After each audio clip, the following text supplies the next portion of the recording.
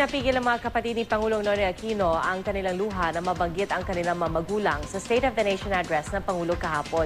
Hindi raw magaan ang responsibilidad at pinapasa ng kanilang kapatid at proud sila sa kanyang pamumuno. Narito ang aking report. Ang aking ama't ina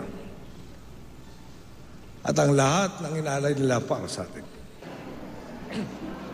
Matapos mabanggit ng Pangulo sa kanyang State of the Nation address, ang ama at ina naging emosyonal na ito. Nag-iba ang boses. Sabi ng Pangulo, kakaibang sakripisyo raw ang inaalay niya para sa kanyang bansa. Nakikinig ang mga kapatid na babae ng Pangulo Aquino at nang maging emosyonal ang Pangulo, nahawa na raw sila. Kwento ni Pinky Abellada, kitang-kita niya kasing hirap na pinagdaraanan ng kapatid niya.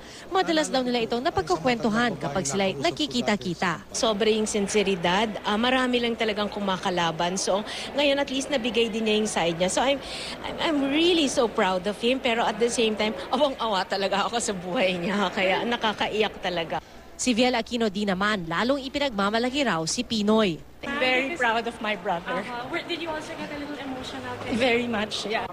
Pinaka-emosyonal sa magkakapatid ang bunsong si Chris. Hindi raw kasi naging madali itong mga nakalipas na buwan para sa administrasyon at sa kanyang kuya. Hindi naman yun komplikado siguro na he's our brother. Pangulo natin siya, pero more than that, kapatid namin siya.